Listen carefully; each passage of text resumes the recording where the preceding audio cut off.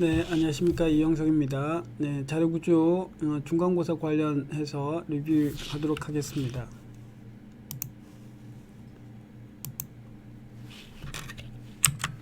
자, 여러분들 중간고사 전에 여러가지 이미 코딩 테스트 실습을 통해서 많이 진행을 했기 때문에 익숙할 것 같긴 하지만 그래도 가장 많이 이제까지 실수를 했고 아직까지 조금 익숙하지 않은 것 같아서 조금 부연해서 설명드리면, 우선 인풋 처리에 대한 패턴은 여러분들이 좀 확실하게 내가 스캐너를 쓸 건지 버퍼드 리더를 쓸 건지에 대한 어떤 패턴을 여러분들이 가지고 시작하는 게 좋을 것 같습니다.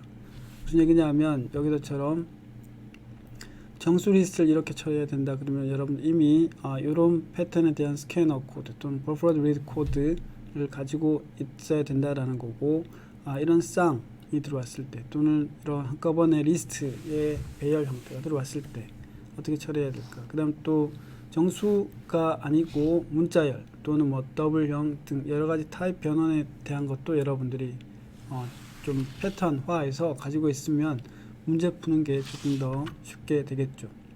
근데 많은 학생들이 문제를 보고 그때서 이 인풋 코드를 짜기 때문에 시간이 많이 걸리는 것 같습니다. 이건 반드시 여러분들이 정리를 해서 요 인풋 패턴에 대한 거는 여러분들이 이미 각자 라이브러리화해서 가지고 있으면 좋을 것 같습니다.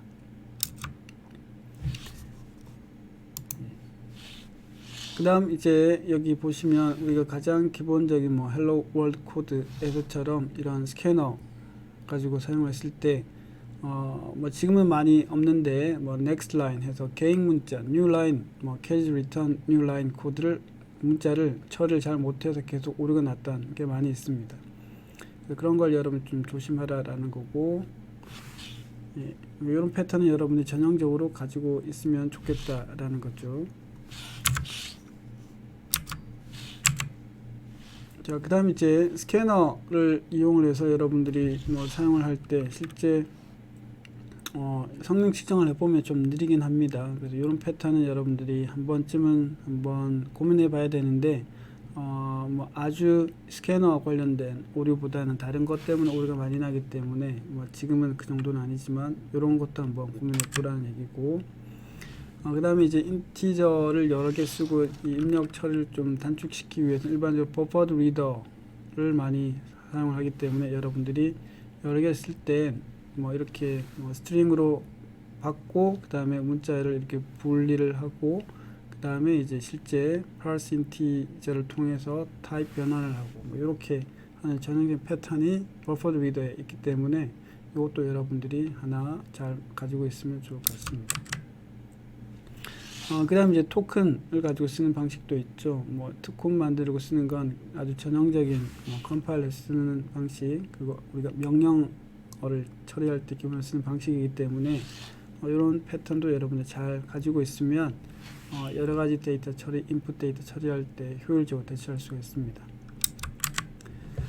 자, 그래서 인풋 관련된 거는 이제 잘 한다라고 보고, 그 다음 제가 강조하고 있는 것 중에 하나가 우리가 자바를 이용한 자료 구조이기 때문에 자바에 좀 익숙해져야 된다는 걸 무척 강조하고 있습니다. 특별히 저희 분반에서는 컬렉션 프레임워크에 대한 정확한 이해와 활용에 대한 걸 굉장히 강조합니다. 그래서 여러분들이 어레이 리스트를 어떻게 써야 되고 리스트를 어떻게 써야 되고 스택과 큐는 내가 어떻게 활용할 거고, 그리고 셋, 맵은 어떻게 활용할 거고 등등에 대해서 여러분들이 좀 뭔가 이렇게 정리가 돼서 활용할 수 있도록 하는 게 제일 중요합니다. 그래서 어떤 문제가 주어졌을 때 내가 활용할 수 있는 자바 자료 구조는 뭐가 있을까, 그 중에서 내가 뭘 쓸까에 대한 고민을 잘 해서, 자, 스택을 쓴다 그러면 스택에 대한 패턴이 나와야 되고 큐면 큐에 대한 패턴이 나와야 되겠죠.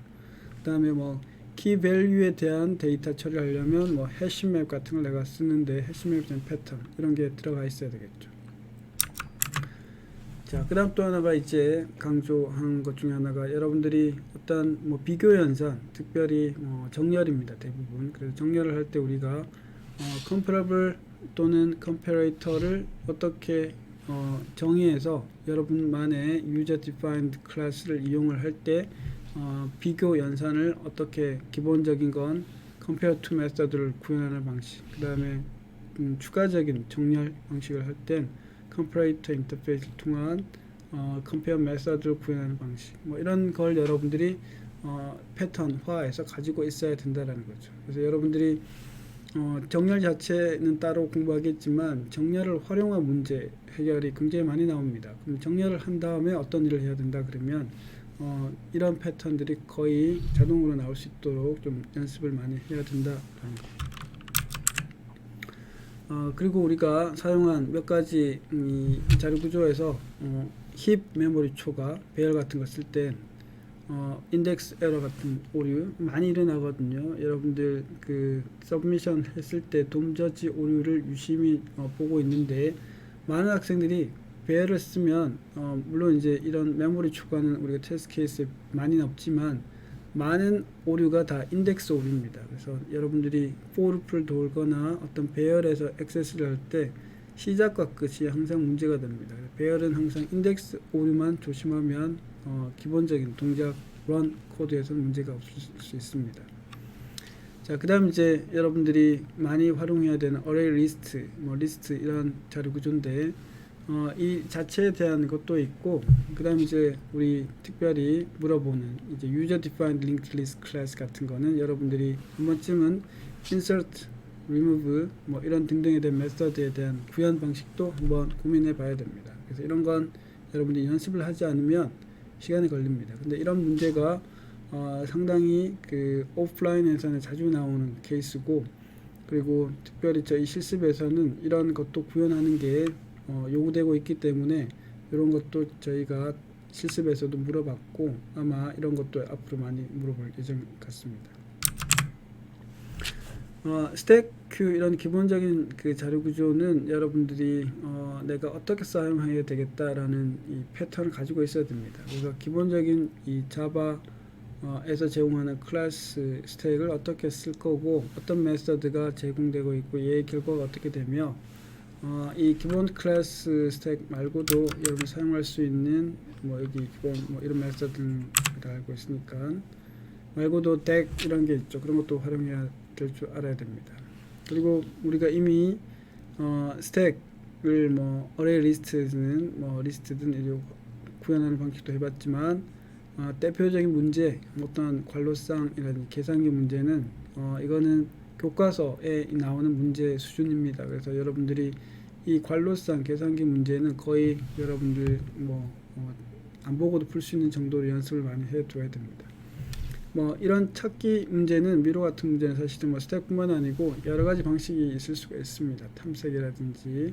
그래서 이런 거는 이제 추후에 한번 다시 볼 예정입니다. 아까 얘기한 대로 그 스택 클래스뿐만 아니고 덱 인터페이스를 통한 구현 방식도 가능하니까 여러분들이 이 스택 큐는 자유자재로 활용할 수 있도록 연습을 좀 많이 해둬야 됩니다.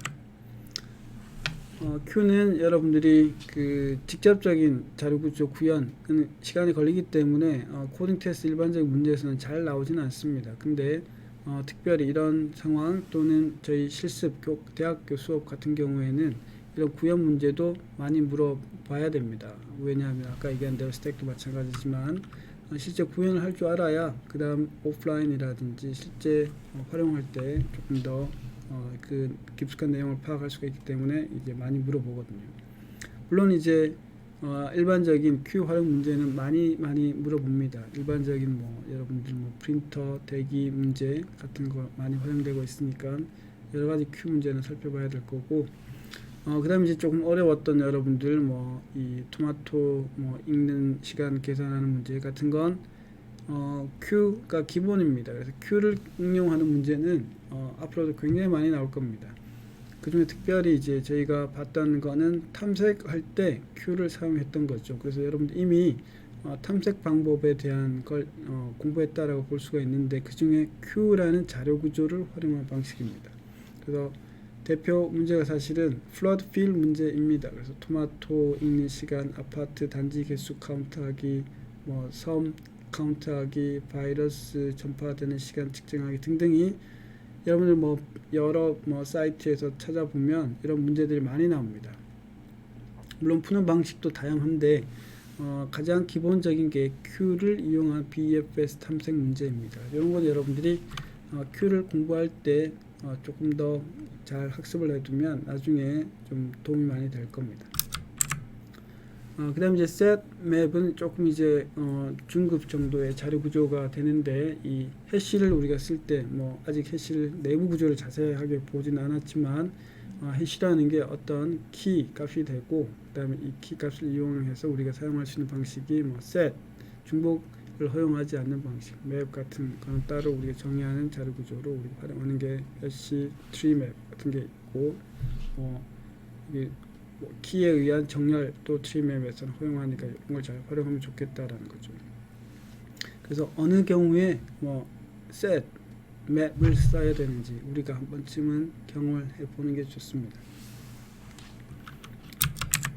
자, 그래서 중간고사는 여러분들한테 기본적인 내용을 우리가 질문할 거기 때문에 앞서 얘기한 기본 자바 언어에 대한 공부를 좀 정확하게 해 와야 됩니다. 그리고 시간 제한이 있기 때문에 가급적이면 여러 가지 기존에 했던 코딩 테스트 연습을 조금 더 하기 바라고요. 관련된 베어리스트 스택큐에 대한 거는 여러분들이 기본 컬렉션 프레임워크 뿐만 아니고 리스트 같은 경우는 특별히 내부 구조 이런 것도 구현을 해봤습니다. 그래서 이런 것까지 학습하기 바랍니다. 자, 그래서 중간고사 관련돼서 간단하게 리뷰를 했지만 여러분들 조금 더 학습을 해서 그 시간 안에 잘 풀기 바랍니다. 이상입니다.